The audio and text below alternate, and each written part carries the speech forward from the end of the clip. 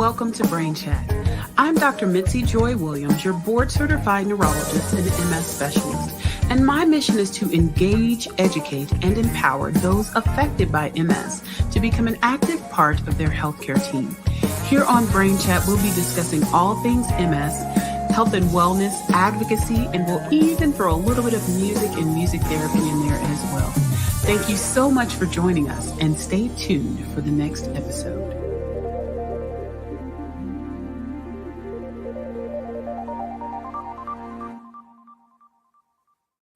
Hello. Happy Monday, everybody, and welcome to Brain Chat. It's Dr. Mitzi, the nerdy neurologist, and I am so excited to be here with you all to talk about another topic that I think is very relevant to those who are living with MS and those in the MS community. Talking about weather and MS, particularly this heat. Let me tell you, this heat has been something else, not just for those who are living with MS, but for all of us. I would say my family just came back from a vacation. We were in Mexico enjoying ourselves and came back just as sunburned as we wanted to be, even with all the sunscreen and all the things. So definitely many of us understand that the heat has been sweltering. And I think it's very important for those who are living with MS, for those of you who have the condition and may be affected by heat or have heat sensitivity, to talk about some tips and ways to beat the heat. So we call this topic, It's Getting Hot in Here. This is part of our sizzling summer series for Brain Chat with the Nerdy Neurologist. All right. And I'm very excited to have some amazing guests with me tonight. I've got two amazing physicians who are neuroimmunologists that are coming to share some knowledge with the MS community. This will be both of their first times on Brain Chat. And let me just welcome them up and do some introductions. For those of you who have not logged into Brain Chat before, you can log into the chat. Tell us where you are logging in from. I'm from Georgia. As I said, it's hot down here. I know that my friends in Texas also are having some difficulty down there too. So just log in the chat and let us know where you're logging in and watching us from. All right, so let's get the party started, and I will introduce my two amazing guests. First, I have Dr. Huyam Mubarak, who is a fellow who recently finished her fellowship in neuroimmunology at the Barrow Neurological Institute. She went to undergrad at University of Connecticut, and she received her doctorate of medicine at Indiana University. She recently moved back to her hometown. We'll be doing some continued lab work there, focusing on global neurology, as well as focusing on providing quality of care and health equity, increasing health equity in underserved populations. So we're very excited to have her with us tonight. We also have Dr. Kimistian Harrison, or Misty Harrison as she goes by, who's also a board certified neurologist and diplomate of the American Board of Psychiatry and Neurology. She is in a neuroimmunology fellowship at Johns Hopkins University School of Medicine. She completed her Bachelor of Science at Tougaloo College and received her medical degree from the University of Mississippi School of Medicine. Following medical school, she completed her neurology residency at Washington University in St. Louis, and she served as administrative chief resident. During her time there, she received the National Multiple Sclerosis Society Sylvia Laurie Physician Fellowship Award for her fellowship training, and is actively engaged in clinical trials, research, and clinical care for people with multiple sclerosis and other neuroimmunologic conditions. Her research interests include investigations of racial and health disparities, biomarkers, and outcomes in MS. Welcome to Brain Chat. Hello. Welcome, Dr. Harrison. Hi. And Dr. Mubarak. I'm so excited to have you all on tonight. I know that Dr. Mubarak, coming from Arizona, you know about the heat. Definitely. Yes. So this is a very appropriate topic that I'm sure you've counseled many of your patients about, and as well as you, Dr. Harrison. So I thank you guys so much for coming on and spending some time with us and those who are watching Brain Chat. Why don't we start by telling us a little bit about how you got interested in the field of MS? We'll start with Dr. Harrison. So actually growing up, when I was in high school, my mom got diagnosed with MS. And so just trying to learn about her illness and what her symptoms were like as a family member. That's how I initially got interested. And so I didn't really think I was going to do neurology until I got in med school. And that was really the only thing that I kept coming back to. And then it was just a natural progression to MS. I love seeing the patients. I kind of know how it feels to be on that side of things, on the patient and family side. And so just trying to make sure that we increase the diversity of people that are represented in MS research so that we can actually get better outcomes for people that Mhm. are disproportionately affected by MS, what my interest is. Yeah, that's awesome, and many of my colleagues, including yourself, do have personal connections with MS. One of my mentors, Dr. Mary Hughes, she's been on the show several times, talks about how her sister was diagnosed. We have others whose mothers may have been diagnosed or others who actually are also living with MS, so definitely can understand how that sparked your interest. And what about you, Dr. Mugara?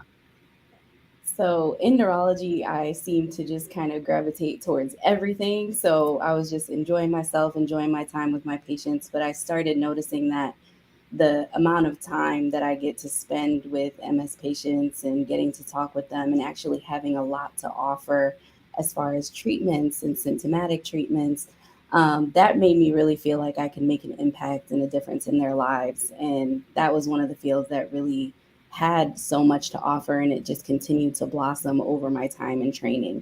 Mhm. So it really felt like there was so much more to learn, so much more to go, but so much that's already been accomplished.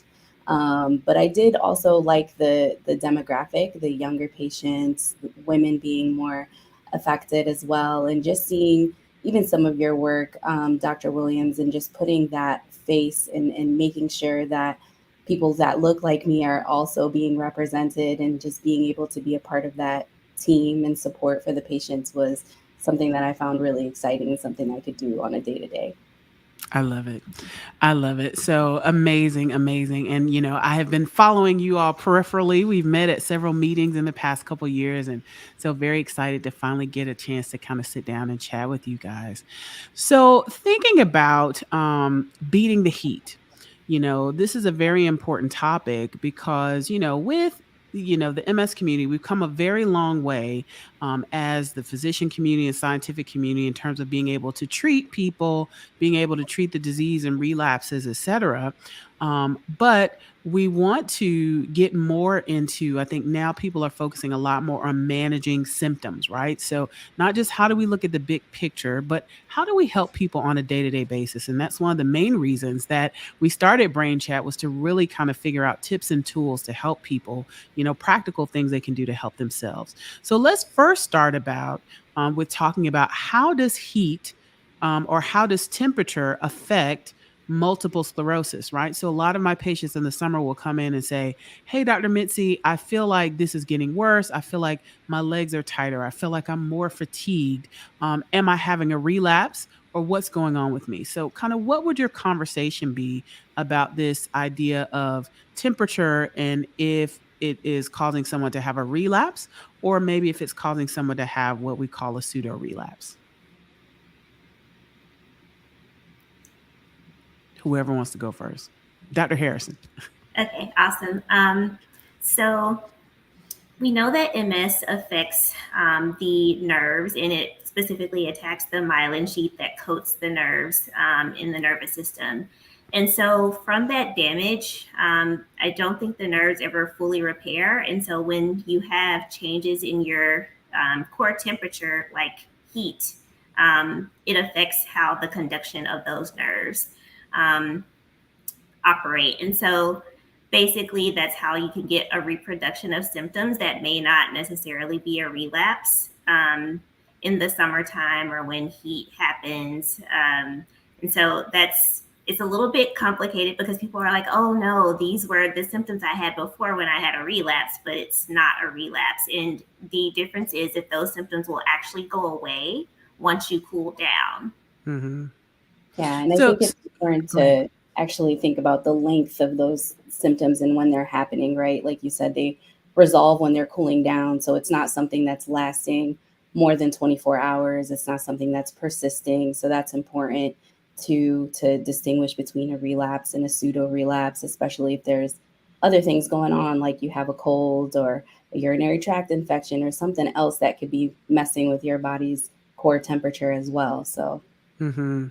Absolutely, right? So I think it's important to recognize there's what we call a true relapse and there's what we call a pseudo. I always say in neurology, we have a real thing, and most of the time we have a pseudo as well.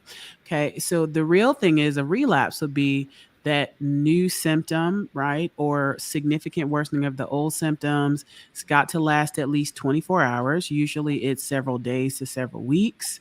And then it's not in the setting of something like sunbathing or an infection, as you said, Dr. Mubarak. It's kind of out of the blue, right? And those symptoms usually don't resolve once that temperature or what have you is removed. So that's what we call a true relapse, where we think there's new inflammation or new damage to the brain or spine that's causing those symptoms.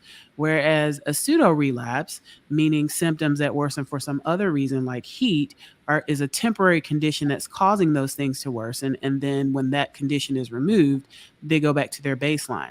And we see this not only with multiple sclerosis, but we see it in other neurologic conditions, right? If someone has an infection and they, for instance, have seizures, they can begin to have more seizures. Or if someone had a stroke in the past and they had an infection, then their old stroke symptoms can come back out. But it doesn't mean they had a new stroke. It means that they had that infection and that needs to be treated. And once that's treated, then that goes back to baseline. So, what do we mean when we mean heat exposure, right? So, what does that mean? Does that mean just infection? Does that mean, standing in front of a hot stove? What does that mean for those who are in the audience? All of the above. Basically, any infection, standing in front of a stove can certainly do it. Hot tub, being in a hot tub, being outside in the heat, exercise, those types of things, anything that increases your core body temperature. Hmm. And does it have to be a huge increase in temperature, like a fever of 104, or could it be a slight increase in temperature? It could even be a slight increase in temperature from what I've seen with patients. Hmm. even exercising for 10 minutes without proper cooling off or letting your body readjust can really, you can start to see those symptoms as well. Hmm. So I think it's important to recognize that, these are circumstances where these things can happen. But also everybody's different, right? So let's say if someone comes into the office and says, okay, well, I'm scared to go outside because this website said heat makes my MS worse. How would you advise that person that's sitting in front of you? I think I'd start by just saying just exactly what you said. Everyone is different, and you can't rely on somebody else's account to really tell how you're going to react to a certain experience or a certain exposure. Just like certain people have different variations in how severe their allergy is to something, it could be very different for you. So I think until you go out and experience things yourself, and see how your body does and really listen to your body, and your body, you're the best. So when your body is telling you like, okay, I think this is a little bit too much for me, then you can always back off. But I wouldn't want it to limit people from having experiences with their families and just having a good quality of life. Absolutely, right? So the key is, everybody is different and you kind of have to do a test for yourself. I tell people there's not a magic prescription that I can give you. You can walk, 1 mile in the sun and you'll be okay, and then you can only walk 5 steps. There are some people who will say, "Dr. Mitzi, I can go to the beach and lay out and take a break every couple hours and I'm good." And then other people say, "If I walk from the door out to the curb to get the mail, I'm done." So you have to kind of test that. And really, if you do a certain amount and you get wiped out for a day or two, then you did too much. Then you need to back up, and try it again. And so, how would you advise that person, Dr. Harrison, that's sitting in front of you? Yeah, much of what Dr. Mubarak said. Basically, you have to kind of see what your body will tolerate, and it's about just trying to see what you can do instead of already limiting yourself, because this might be a person that isn't affected by heat. And there are people with MS that are not affected by heat. So Absolutely. it's all a Absolutely. trial So and error. absolutely. And I think, again, one of the keys is to recognize that it doesn't necessarily mean that your MS is worse. So it doesn't mean you've got a new lesion or anything like that, but to recognize that heat can affect those symptoms. And kind of going back to how we talked about it earlier, a little bit of MS trivia or historical neurologic trivia. The way they used to diagnose MS way back in the day, before you had MRIs and CAT scans and all of these fancy tests, was they used to put you in a hot bath. They used to call it the hot bath test. They put you in a hot bath, and if you were weak when you got out, you had MS, because we knew that heat could temporarily worsen those MS symptoms.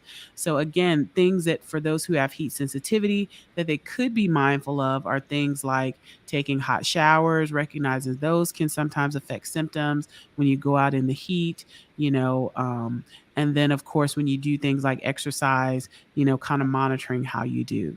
What about other temperatures? Are there cold temperatures? Can cold affect MS symptoms? Yeah, I think it's certainly. go ahead. So I was just going to say cold weather doesn't necessarily reproduce the symptoms in the same way that heat does, but what people who experience what we call spasticity can get worsening of those symptoms in cold weather. So that's increase in like the muscles and stiffness and also spasms. Absolutely. Anything you want to add to that, Dr. Mubarak? No, I think she got it. Okay. Yeah, so absolutely. So, again, each person is different, right, with multiple sclerosis. So, in some instances, I have some folks who say, I'm good in the heat, but golly, when that temperature goes down, man, I'm stiff as a board.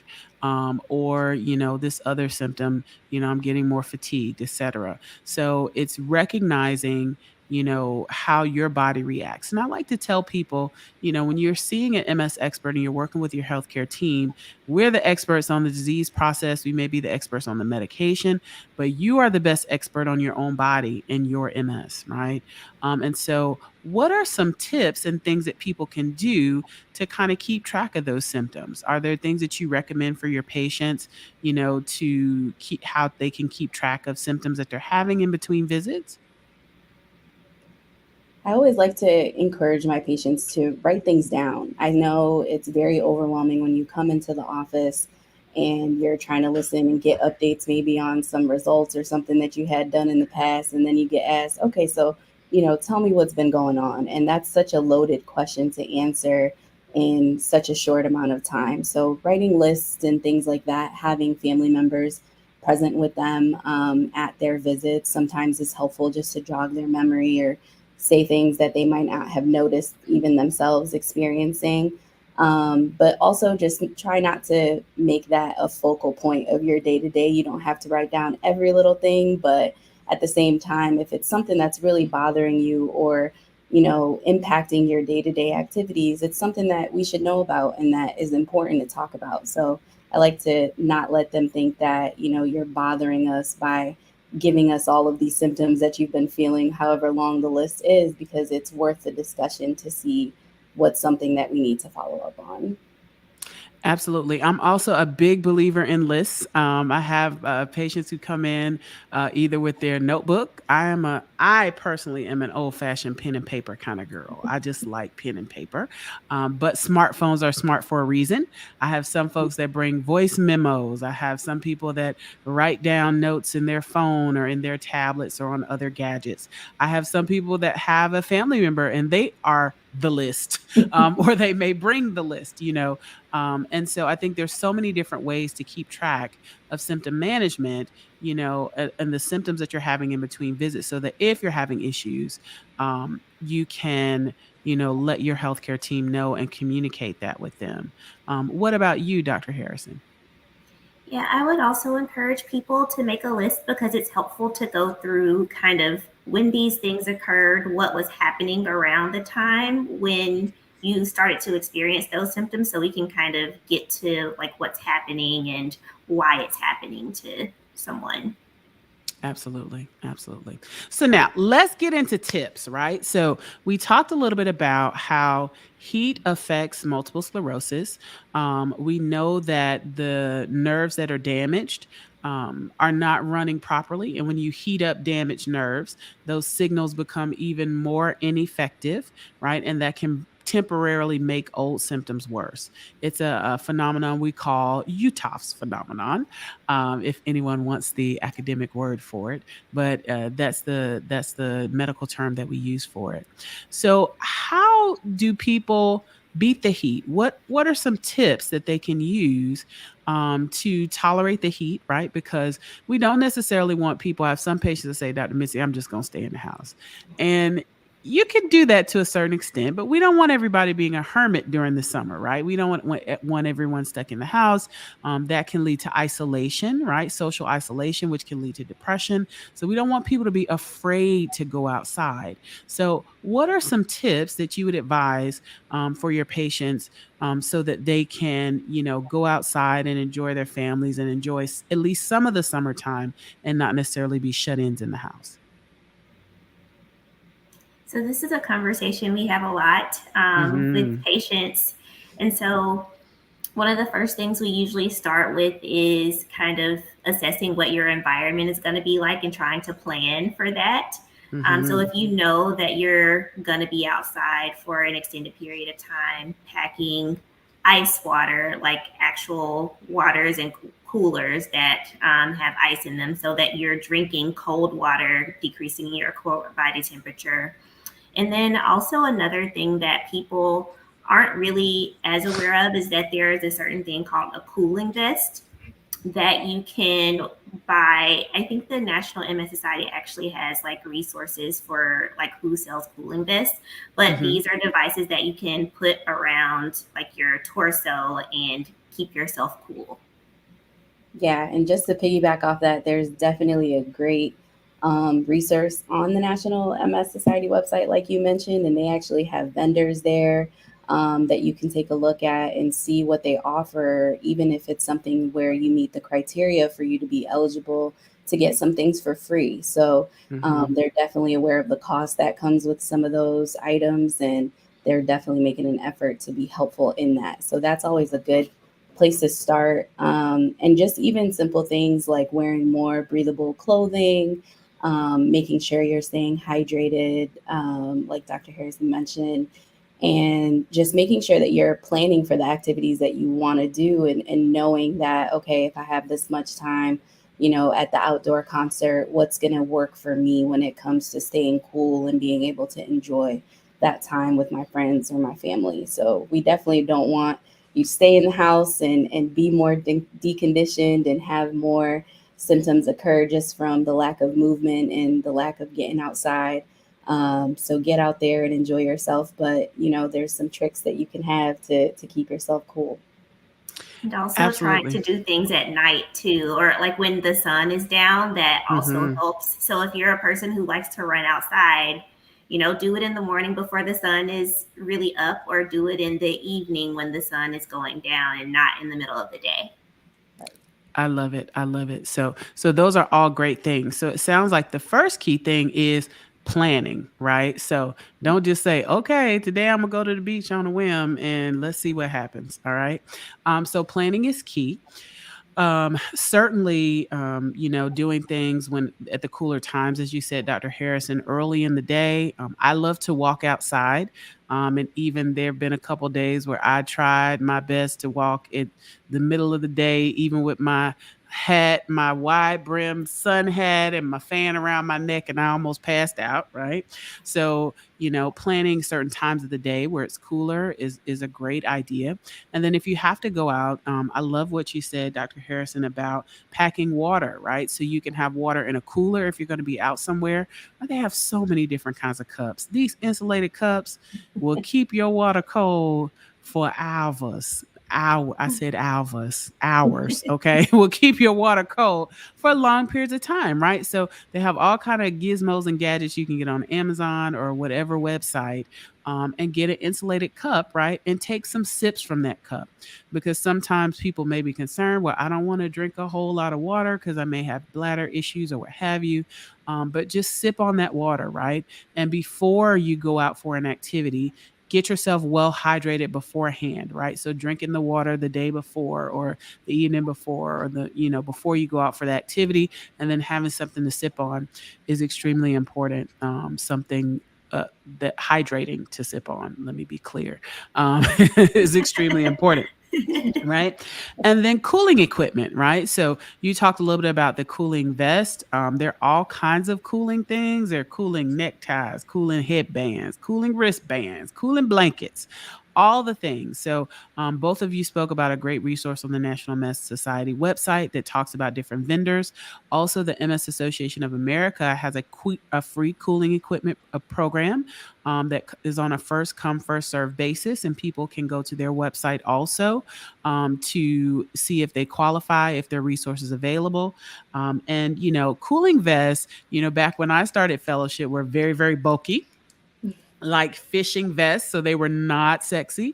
So my patients were like, Dr. Mitzi, you will not catch me anywhere with that big clunky thing on, right? Unless they were really desperate. But now, there's all kind of technology. They have thin ones that look, a little more svelte or what have you. So there are more fashionable, I won't say fashionable, but there are more fashionable options for cooling vests to keep the core body temperature cool.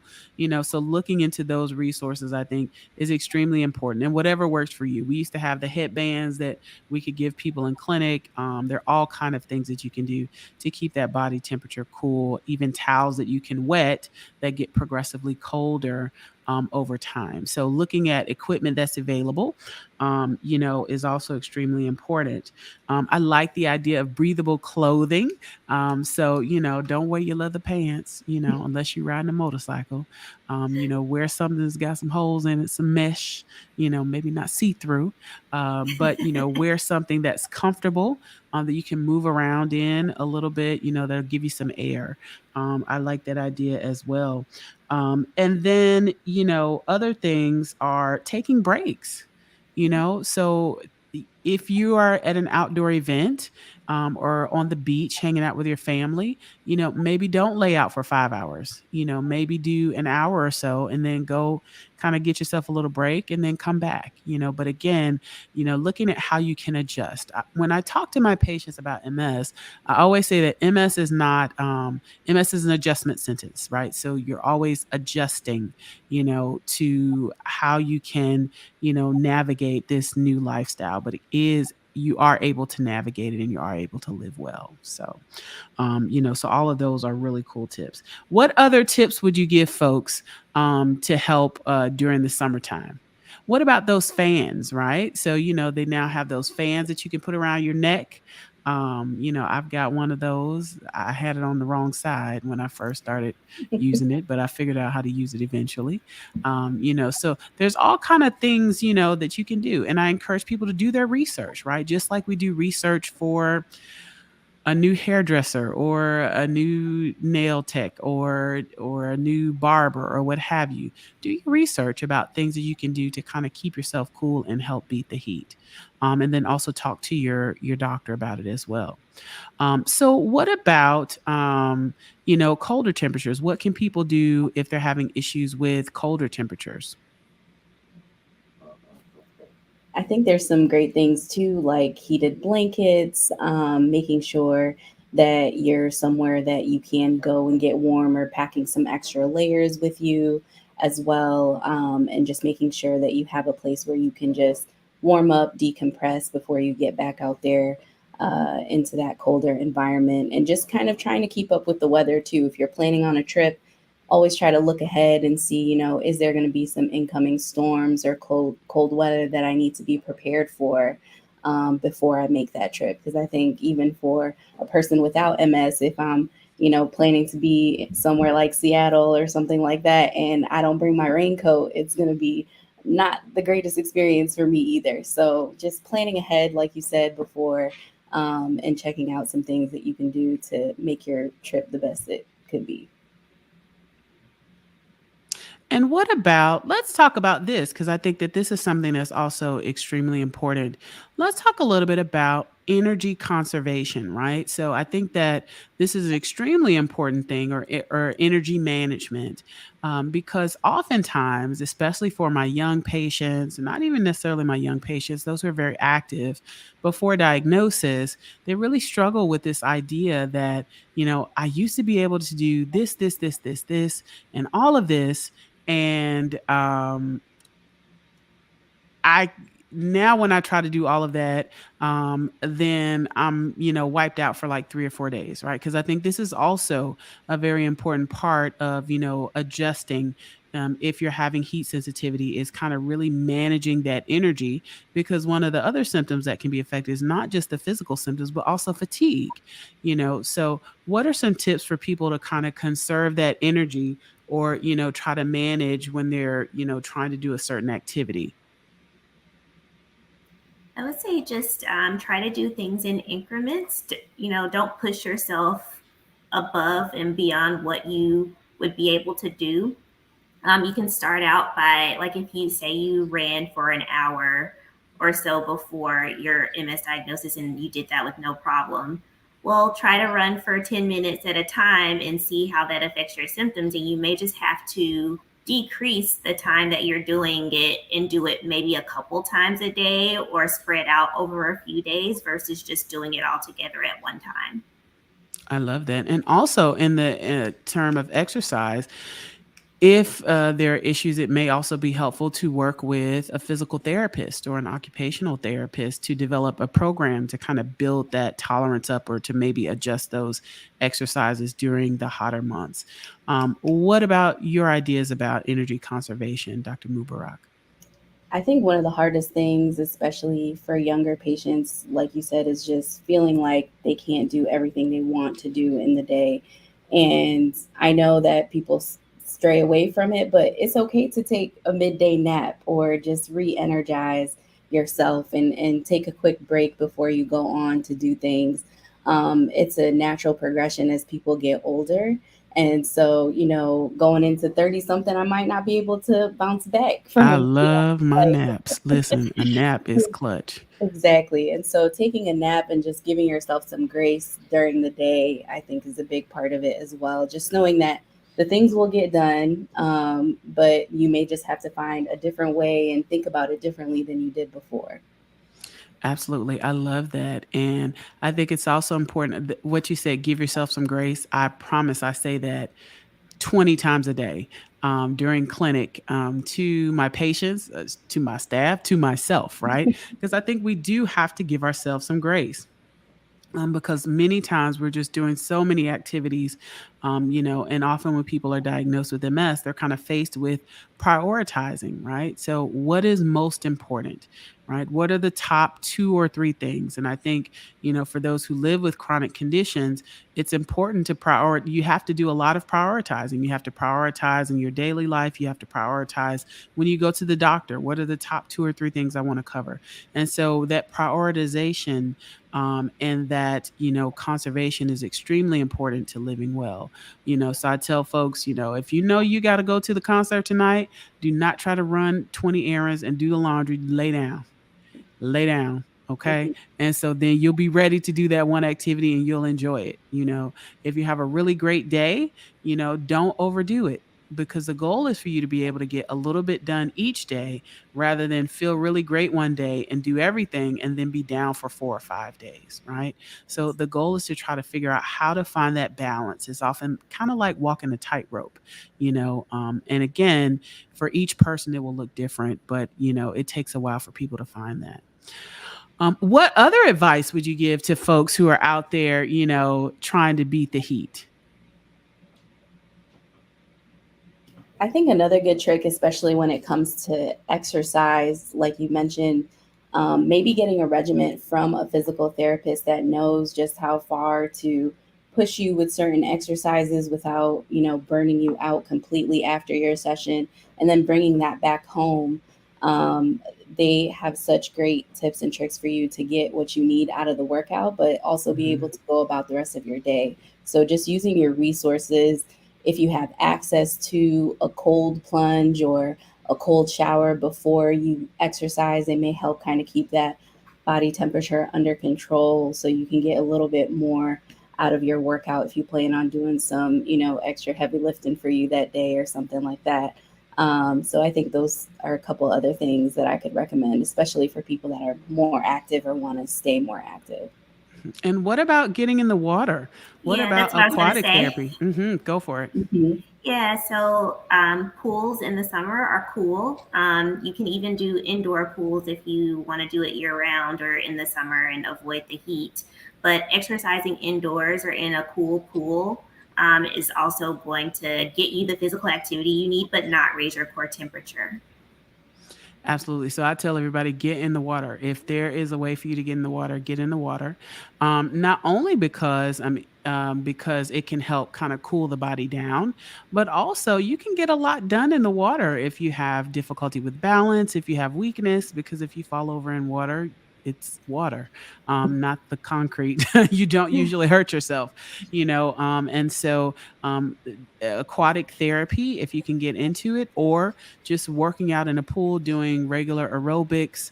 If you can do swimming and swim laps, that's great too. But just moving your body around in the water often gives people a lot of relief from heat symptoms and allows them to exercise and get some of that workout in without breaking too much of a sweat. So these are all great tips and tools. So I think, just kind of recapping, what we've talked about, it's important to recognize that heat and cold in some cases can temporarily make MS symptoms worse, but everybody's different. So everybody does not necessarily have severe heat sensitivity, but some people do. And any variety of symptoms can get worse, whether they're the physical symptoms or things like fatigue. And then some of the top tips that we talked about are planning your activities, thinking about what time of day, thinking about, taking cool water with you, checking out resources for cooling equipment, getting your air conditioner on, fans, all of those things can make a big difference. And then, particularly with exercise, trying to get in some water, working out in a cool place, maybe doing a little bit of a cold shower before and after, or before or after. I don't know that there's a lot of science that we have behind those cooling tubs like the athletes get in. So I wouldn't necessarily recommend everybody getting an ice bath. So I don't think that that's on the list yet. But certainly, getting in, a little bit of cool water can make a big difference. Um, and then energy conservation. So I think that that's really a huge one that many people can benefit from, is prioritizing those activities. And, if you have something big to do, trying to get a little rest beforehand and not really wearing yourself out. And so, is there any other advice that you would give to those who are out there, who are just, newly diagnosed, who are trying to manage, the summer, trying to figure out, just trying to find their way? What kind of advice would you give those who are coming to your office, who are kind of dealing with some of these issues about how to navigate it and where to start? Do you want me to take that one first? Yeah, Okay. absolutely. um, so basically, what we talked about, just giving them the tools. Basically, I would just say these are kind of some of the things that people with MS experience. It doesn't necessarily mean that you will experience these things, but these are the things to look out for.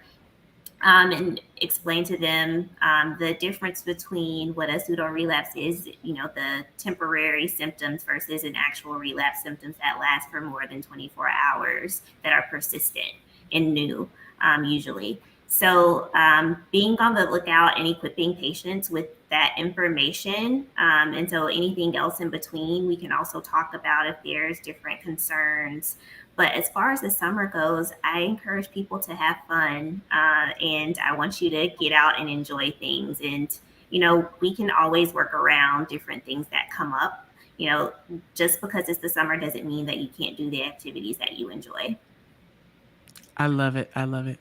Yes, I would definitely echo that. I would want them to go out there and try to do as much as they can with their family and their friends and really just enjoy that time.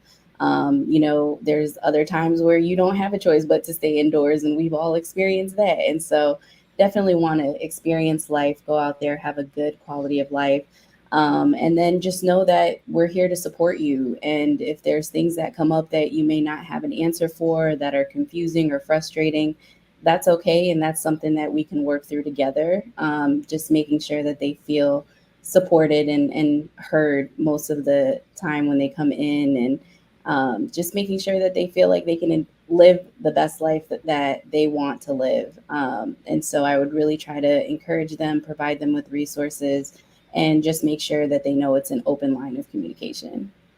I love it. I love it. All excellent advice. And as we're coming to the end of our show, this has been a great topic, I think. And hopefully, those who are out there have got some really great tips and advice to help beat the heat. I know I've got some tips. I need to go look up some cooling equipment myself, maybe get myself in a pool. But what, before we end, just what are you excited about in the MS space? So we talked a little bit about how things have progressed and changed so much just in the recent years, how we have so many different therapies and other things available. Just kind of in general, what are you excited about in the MS space now that you all are, out finishing your training and going, into your careers? What are you excited to see? I'm definitely excited to see the inclusivity, not just from a patient perspective, but from a provider perspective too. Just meeting people from all different backgrounds and areas, sharing ideas and sharing that knowledge across the way is very exciting. And just what we are going to be able to continue to offer our patients in the future. With the new research that's going on is just something that I look forward to all the time at these conferences, and being able to bring that back to the clinic rooms, and update and bring hope to a lot of people. And it has an impact. And I think the work that Misty that you're doing is something so important, and health equity just being a focus and not just a side chat anymore, I think is just very empowering, and it makes me feel good to be in this field. Awesome. What about you, Dr. Harrison? So I echo much of what she said. The other thing I'm very excited about is, since I was first introduced to MS through my mom, there have been so many new therapies that have come to market. And we are now like getting to the point where we're able to significantly limit people's disability. And so I really am excited about even the new drugs that are going to come out and further limit people's disability and hopefully find a cure. Yeah, I love it. And I'm excited about a lot. I'm excited about seeing your faces and so many people actually going into the field. Certainly there's still a shortage of neurologists. We want people to know about neuroscience, but it does my heart good to see that, the future is bright. But I think I also am very excited about the fact that we're focusing on how people can do in their day to day lives. And it's not that we weren't focused on it before, but a lot of the work was really how can we stop this disease? How can we, stop the MRI changes? How can we, stop the relapses? And, of course, we haven't found a cure yet, but we've gotten a lot better at that. And now the focus is shifting more to what can we do to help people with these symptoms on a day to day basis? Are there things like meditation, mindfulness practices? Are there, diet and exercise things that we can do to modify the disease? So I'm really excited that we're delving more into that, in recent years. And hopefully we'll have more answers. The next time we do a show like this, we will have maybe some type of therapeutic agent that can decrease your, I don't know. But, the options are limitless. So I'm just very excited that we're focusing on, how we can really help people get through their day to day lives. But anyway, thank you guys so much for coming on Brain Chat tonight. It has absolutely been a pleasure and delight talking with you. And thank you for all the helpful advice you've offered to all those out there who are listening. We also want to thank our sponsors, the National MS Society and Genentech. And we will see you all in 2 weeks for the next Brain Chat, same time and same channel. Have a great night, everybody. Thank you, Dr. Harrison, and thank you, Dr. Mubarak, for being with us tonight. Thank you. Thank you. Bye bye. Bye bye.